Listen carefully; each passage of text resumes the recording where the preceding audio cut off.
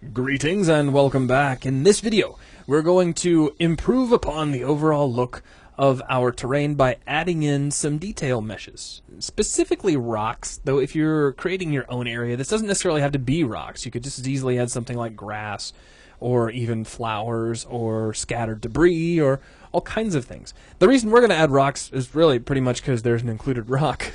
That's what we have access to.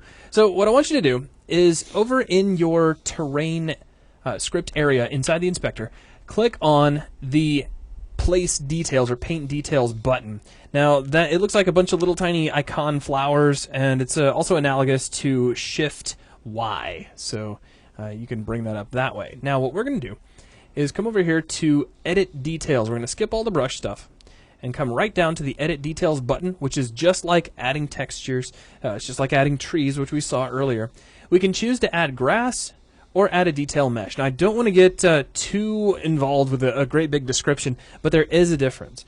A grass texture allows you to just bring in a texture, and that texture will be automatically dropped down onto little tiny cards that will be placed all across the ground as you paint. That way you can just have a picture of some grass with some transparency around it and give the illusion of grass as you paint these things down. What we're going to do instead is add a detail mesh, which is going to be an actual polygon model of a rock. So here's our Add Detail Mesh window. We're going to come onto the detail area and click the little tiny circle and dig through here, and there is a rock mesh. So we'll double click that and bring it in. I do want to throw this out now so you're not curious later. These rocks will not stop the player. They can walk right through them just like they were holograms. Later on, once we talk about adding in colliders to block the player from hitting certain things, you'll know everything you need to know to drop down some collision objects if it was really important to make sure the player couldn't pass through that sort of thing. Right, this is a good tool for adding in lots of little rocks where it's not actually going to be tall enough for the camera to pass through. Right. Now, we're going to break that rule a little bit, and we're going to add rocks that'll probably end up getting as big as large boulders. But for a visualization example, it actually works quite well. If you were going to build, say, like a real-time visualization of, a park or a building or something like that, of course you could do this kind of thing and not worry about the collision. The only time collision is going to become a really important factor is if you know somebody's going to be playing this, because you lose that suspension of disbelief as soon as somebody can walk up to a great big boulder and just pass right through it. All right, now we're going to take our noise spread and we're actually going to boost this up a little bit, say to about 0.8. And I'll talk about what each one of these settings are, what they do later on in a separate video specifically over the terrain system. For now, we're just take the settings pretty much as read. The random width and random height are going to control the overall size of the rocks as they come through. We're going to boost that to 5 in either dimension. Healthy and dry color is really just kind of a multiplier that will get added, but we're going to leave the render mode at vertex lit. I am going to go ahead and just set these over to like a color of gray for healthy and then a darker gray for dry.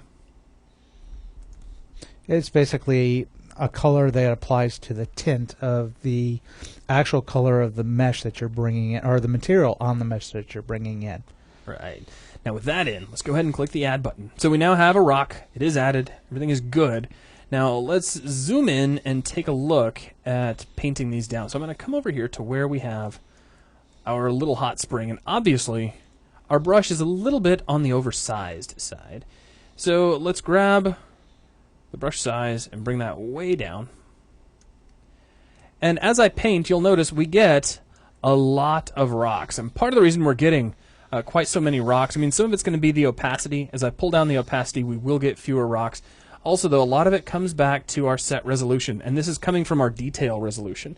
If you pull this down, you will get a wider spread of objects as you drop this down. The trade-off with it, and one of the downsides that you'll notice, is if you bring that number down too low, all your trees and meshes start to line up like little soldiers in a row. Yeah, so it's just one of those things you play with and finally get to a point that you like. Now I'm going to kind of pull back on all these sliders, and I'll boost up my brush size a little bit because I'd like to line the outside of the hot spring with a bunch of rocks.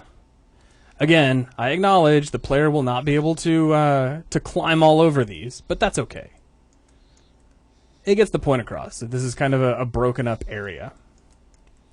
Now, you'll also notice as we get too far away, these do disappear. That's just how they work. It's an optimization feature, but that's okay for now.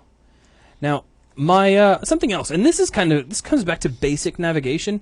You'll notice as I'm trying to rotate to, kind of turn the camera around, I'm really swinging wide, and that can be a little bit of a pain. There is a way to work around that. If I hit the Q key, that gets us out of this terrain tool that we had and puts us back into just general selection mode, so I can select things in the viewport. If I grab our camera here, which is actually part of our first-person controller, or I could just as easily click it here inside the hierarchy view, I can tap the F key and frame up on it, and now my local pivot for the camera has been brought a lot closer, so it's easier to turn around. Now, I just spent a long time explaining something that I generally do, like without even thinking, and that's just grab anything visible in the viewport and tap F to frame up on it, just to kind of narrow down the camera's pivot if I find that I'm rotating from too far away. Now, let's see. We can probably come out here and we can add a few more rocks. So what I'm going to do is select my terrain, and we'll hit Shift Y, and that will bring up our detail painting tool again. Now I'm going to bring down my opacity and bring down my target strength, and the brush size can be huge. And if I click, I can just put sort of a few idle rocks out here amongst the trees, just to kind of give us the impression this is kind of a rocky area, and that was a little bit too much. So we'll bring down the brush size a little. Click. Got some out there in the pathway. That doesn't look too bad. Another thing that'll help is if you start using some of the other brushes that you've got with one of the brushes that are spread out, that will also help give you a nice spread on your rocks. That's true. That's true. Like something like these. We'll just start doing some really interesting things with placement. Now, I am going to erase that one guy that's getting close to the path there, and anybody that's kind of only partially poking through. In fact, let me make my brush really small so I can get selective erasure. And we'll push it back up. In fact, let's grab one of these kind of more wide out, scary looking brushes and see if we can start getting some much more generic placement. Now, right here where we're going to put this mine object, I'm going to just add a bunch of rocks, and then later on, once we come to add that in, I'll just remove the ones that are in my way. And it's kind of helpful sometimes to think this way when you're working. Don't try to do everything at once. Don't say like, well, I need exactly this area cut out to put X mesh in or put this in, or feel free to drop something down, and then later on you can always remove it if it's in the way later. The construction process is messy. Let it be messy. It'll lead to a little bit more inspiration while you work. And we'll drop a couple of rocks in here. I'm trying to avoid putting the rocks on really steep areas, because if you do, and I think we'll be able to see this right here, you can see up underneath them, just like the trees. So I'm just kind of adding them just for some overall flair, and that's about it. But I think that'll about do. Now, again, there's all kinds of different details you might want to paint in.